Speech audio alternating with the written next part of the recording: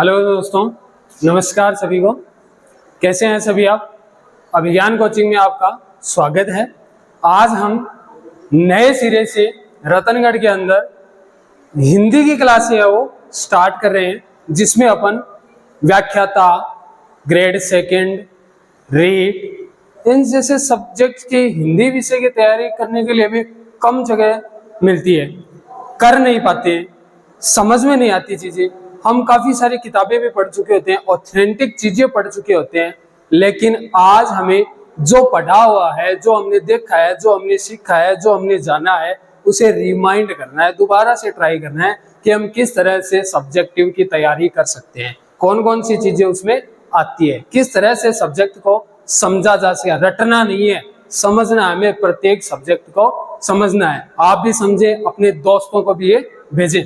हमारा टॉपिक है हिंदी का उद्भव और विकास। ये हिंदी साहित्य के उद्भव की बात करता है कि हिंदी हमारे सामने कहाँ से उजागर होकर के आती है, कहाँ से हिंदी शब्द की उत्पत्ति होती है और इसके विकास की प्रक्रिया क्या रहती है, इसे हम जानने की कोशिश करेंगे। हम काफी जगह पढ़े हैं, लेकिन आज हम पढ़ना नहीं है, हमें रटना नहीं है, सीखना है इस सब्जेक्ट से में क्या क्या चीजें आती है, कौन से क्वेश्चन पूछे जाते हैं, और वही चीजें बताऊंगा जो ग्रेड फर्स्ट और ग्रेड सेकंड में पीछे आई हुई है। तो चलें अपने साथ हिंदी साहित्य, हिंदी का उद्भव और विकास। हिंदी का विकास कैसे हुआ? ये हमारा प्राचीन काल में भारत था, और इस भारत को हम आर्यवृत के नाम से जानते थे। आर्यवृत के नाम से जानते थे, और आर्यवृत में रहने वाले लोगों को आर्य कहा जाता था। आप भी सभी जानते हैं कि आर्यवृत में रहने वाले, हम भारत में अभी रह रहे हैं तो हम भारत के निवासी कहलाएंगे या भारतीय कहलाएंगे। उसी प्रकार आर्यवृत में रहने वाले लोगों को हम क्या कहते थे? आर्य कहते थे। और आर्यों की जो भाषा है वो कौन सी थी? संस्कृत मानी जाती है। सभी जानते हो आप, आर्यों की भाषा है वो संस्कृत थी, संस्कृत भाषा थी, यानी मूल भाषा है। या हिंदी की जननी अगर हम कहते हैं तो वो कौन सी भाषा रहती है? हिंदी रहती है। इसके पश्चात यहीं पर संस्कृत भाषा के अंदर एक शब्द हमें मिलता है जो कि सिंधु है।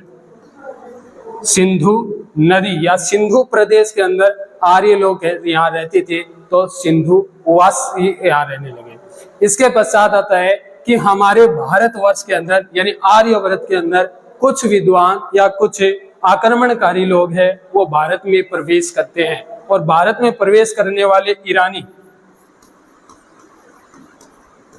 जिसे हम फारस के लोग भी कह सकते हैं, ये आक्रमण करने के लिए भारत में प्रवेश करते हैं। इसी समय इनकी एक खूबी ये थी कि ये है को से का नाम देते थे, है को से का नाम देते थे, यानी है को से बोलते थे, और इसी से के कारण ये हमारा सिंधु नाम है वो हिंदू के नाम से प्रसिद्ध हुआ, हिंदू के रूप में बोला जाने लग गया। धीरे धीरे हमारी भाषा या हमारे आर्यवर्त के आर्य लोग, हमारे बुजुर्ग हैं, उन्होंने भी कहा है कि परिवर्तन ही प्रकृति का नियम होता है, प्रकृति के अंदर परिवर्तन आना अनिवार्य है। उसी प्रकार जिस भाषा के अंदर हम अध्ययन करते थे, जिस भाषा को हम बोला करते थे, जहां पर हम रहते थे, सिंधु ईरानी लोगों के आने से यही सिंधु हिंदू के रूप में लग गया, और इसी के अंदर ईरानी भाषा का एक शब्द इक प्रत्यय लगा तो ये हिंदिक बन गया। हिंदिक रूप हमारे सामने आता है, और हिंदिक भी आगे चल करके अंग्रेजी भाषा के अंदर इसे हम इंडिया के नाम से जाने लगे हैं। एक तो फैक्ट हमारे सामने ये निकल करके आता है। दूसरा फैक्ट क्या आता है हमारा? दूसरा फैक्ट निकलता है कि हिंदी का उद्भव किस तरह से होता है।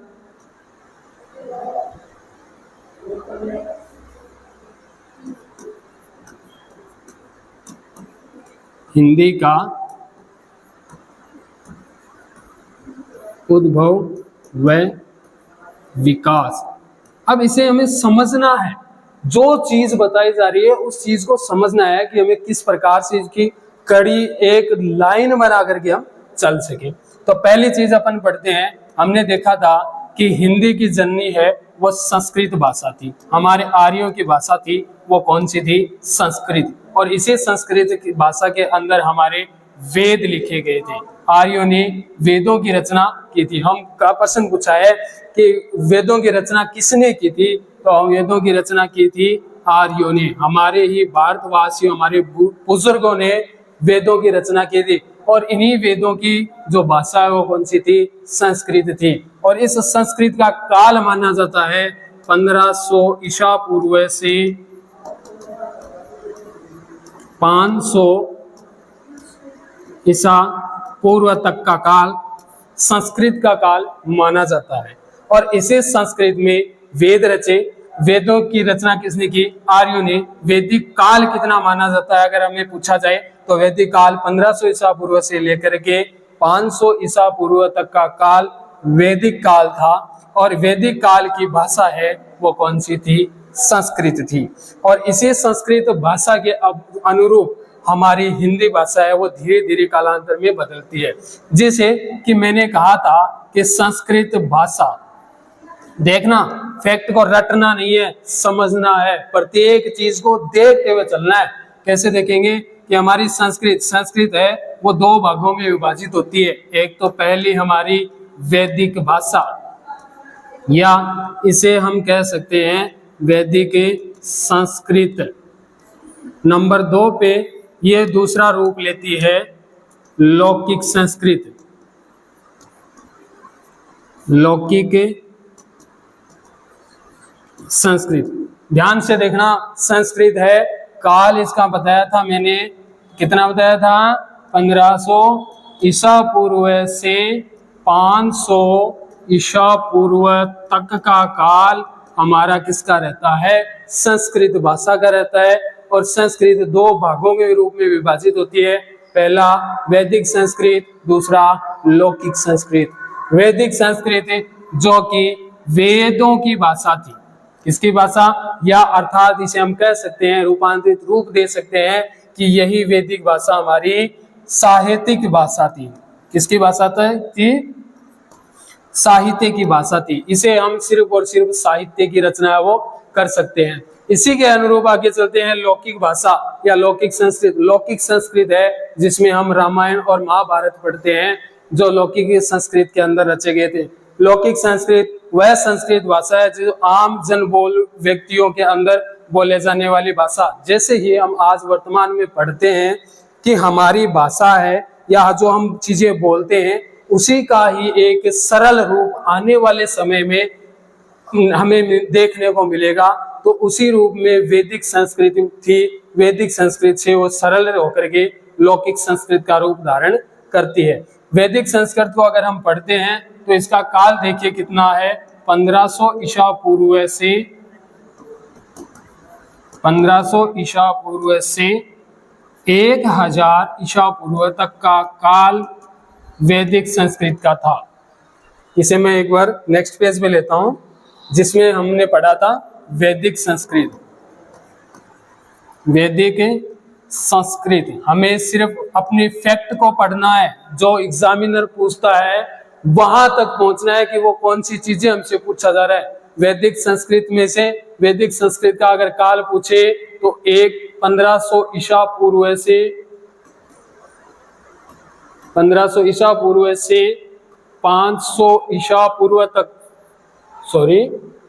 1000 ईसा पूर्व तक का काल वैदिक संस्कृत का काल था। यह है साहित्यिक भाषा है, साहित्य की भाषा, यानी इसमें हम साहित्यिक लेखनी है वो कर सकते हैं। दूसरा फैक्ट इसके अंदर कि संस्कृत वैदिक संस्कृत है, इसमें वेद, उपनिषद,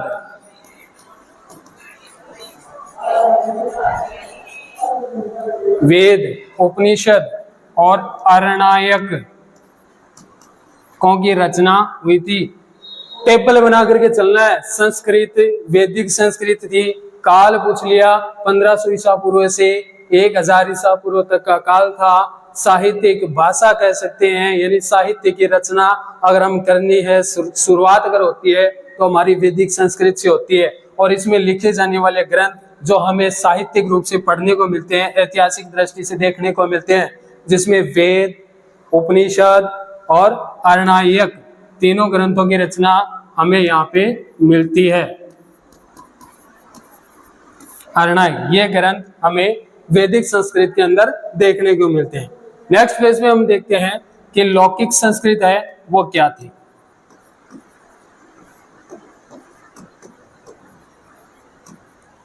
लौकिक संस्कृत, अब सबसे पहली चीज लौकिक संस्कृत क्या है। लौकिक संस्कृत आम जन में बोली जाने वाली वैदिक भाषा का सरलतम रूप या परिवर्तित रूप जिसे हम कह सकते हैं वो थी लौकिक संस्कृत। लौकिक संस्कृत का काल है वो लौकिक संस्कृत का काल है वो 1000 ईसा पूर्व है। ध्यान देने वाली बात है 1000 से 500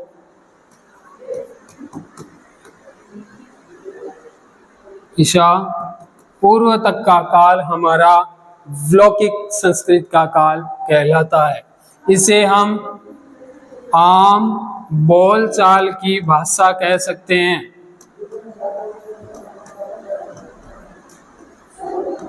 यह एक आम बोलचाल की भाषा है।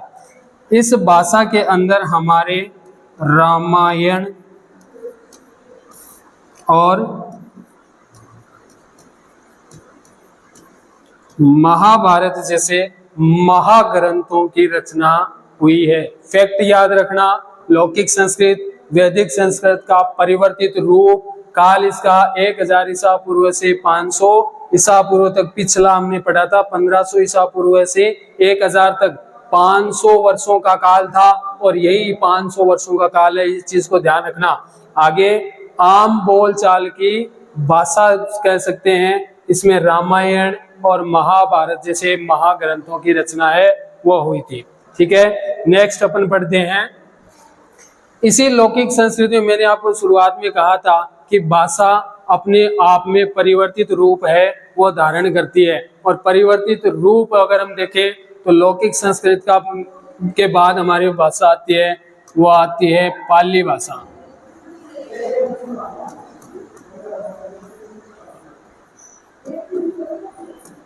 कौन सी भाषा? पाली भाषा। अब सबसे पहली फैक्ट ये, पाली भाषा का काल क्या था ये पूछा जाता है। पाली भाषा का काल क्या था तो हम इसे कह सकते हैं 500 ईसा पूर्व से ईसा की प्रथम शताब्दी, ईसा की प्रथम शताब्दी, ईसा की प्रथम शताब्दी तक यानी 500 ईसा पूर्व से लेकर के ईसा की प्रथम यानी पहली शताब्दी तक का काल पाली भाषा का काल रहा है। और इसी पाली भाषा के अंदर हमारे बौद्ध ग्रंथों की रचना हुई थी। ध्यान रखना, मैं सिर्फ और सिर्फ वही फैक्ट बता रहा हूँ जो फैक्ट हमने एग्जाम में देखे हैं, जो आए हुए हैं, उन्हीं चीजों के बारे में बताऊंगा। अनावश्यक चीजें हमें छोड़नी होगी। अगर हमें सिलेक्शन लेना है तो अनावश्यक चीजों से हटना होगा, बाहर जाना होगा। हमें सिर्फ वो चीज देखनी है जो हमारे काम की हो। तो पाली भाषा काल 500 ईसा पूर्व से ईसा की प्रथम शताब्दी तक का रहता है। बौद्ध ग्रंथ इसमें रचे गए थे तथा बौद्ध ग्रंथों के साथ साथ हमारे महात्मा बुद्ध ने त्रिपिटक की रचना की थी। तो इसे हम कह सकते हैं त्रिपिटक की रचना, त्रिपिटक की रचना। और 3 पिटक आप सामान्य रूप से पढ़ चुके होंगे, देख चुके होंगे, समझ चुके होंगे, जान चुके होंगे। 3 पिटक कौन कौन से हैं? पहला सुत्त पिटक, सुत्त पिटक, दूसरा विनय पिटक और तीसरा रूप हमारे सामने आता है अभिधम पिटक।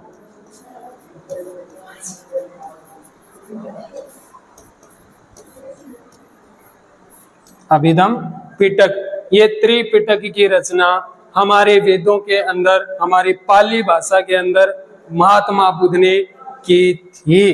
अब यही चीज पूछी जाती है, त्रिपिटकों की रचना किस भाषा में हुई थी? पाली भाषा में। त्रिपिटक रचना किस काल में हुई थी? 500 ईसा पूर्व से प्रथम शताब्दी तक कह सकते हैं। बौद्ध ग्रंथों की रचना कब हुई थी? तो 500 ईसा पूर्व से ईसा की प्रथम शताब्दी तक हम इसे कह सकते हैं, दे सकते हैं। आगे चलते हैं, और यही पाली भाषा जो परिवर्तित रूप को धारण करती है, परिवर्तित रूप धारण करते हुए ये हिंदी भाषा में ये कहती है कि हमारा प्राकृत भाषा भी निकलती है। प्राकृत भाषा ध्यान देने वाली चीज है, पहले हमें रिमाइंड करेंगे, देखेंगे कहां से चले, किस चीज तक पहुंचे। यह हमारी हिंदी भाषा का उद्भव और विकास कैसे विकसित होती है कि हमारे आर्यव्रत की संस्कृत भाषा है वो जननी मानी जाती है। आर्य लोग यहाँ पे रहा करते थे और आर्यों ने ही वेदों की रचना की थी, और वेदों की रचना की भाषा हमारी संस्कृत, यानी मूल रूप से अगर देखा जाए तो भारत की जो भाषा है या भारतीय जो मूल भाषा है वो हम किसे दे सकते हैं, संस्कृत को दे सकते हैं। और इसी संस्कृत की रचना आर्यों ने 1500 ईसा पूर्व से 500 ईसा पूर्व तक के काल में की थी। आगे हम देखते हैं कि यही संस्कृत भाषा हमारे दो रूपों में विखंडित रूप से सामने निकल करके आती है, जिसे पहली है वैदिक संस्कृत, दूसरी है लौकिक संस्कृत। दो भाषाएं सामने आती है संस्कृत का रूप निष्ठारण करके। वैदिक संस्कृत का काल 1500 ईसा पूर्व से 500 ईसा पूर्व तक का काल माना जाता है। लौकिक संस्कृत का काल है हमारा 1000 ईसा पूर्व से 500 ईसा पूर्व तक का काल रहा है। फैक्ट बता रहा हूं जो कि हमारे हिंदी साहित्य के इतिहास के अंदर स्पष्ट रूप से लाइनें दी गई है, वहां से उठाए हुए हैं कि इसका काल कितना है, ये काल कितना है। और पीछे के पेपर उठा करके आप देखना, यही चीजें आपको वहां पेपर में मिलेगी। लौकिक संस्कृत, उसके बाद लौकिक संस्कृत के बाद हमारी भाषा वो सामने निकल करके आती है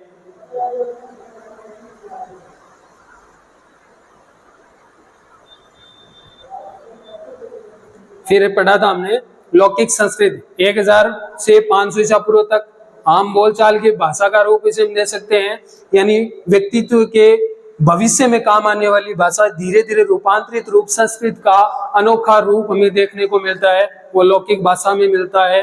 रामायण और महाभारत की रचना इसी में हुई थी। नेक्स्ट चलते हैं पाली भाषा। कार्यकाल 500 ईसा पूर्व से लेकर के ईसा की प्रथम शताब्दी तक का काल, यानी ईस्वी प्रथम शताब्दी या पहली ईस्वी तक हमारे पाली भाषा की रचना हुई थी। और इसी पाली भाषा के अंदर बौद्ध ग्रंथ रचे गए थे। बौद्ध ग्रंथ महात्मा बुद्ध आपने सभी ने पढ़ा भी होगा। और इसी के अंदर पाली भाषा में हमारे त्रिपिटक की रचना हुई थी। 3 पिटक आपने पढ़ रखे होंगे, कौन कौन से? सुत पिटक, विनय पिटक और अभिधम पिटक। यही चीजें हमें याद रखनी है। आगे चलें। प्राकृत भाषा, प्राकृत भाषा का काल अगर हम देखते हैं तो ईसा की पहली शताब्दी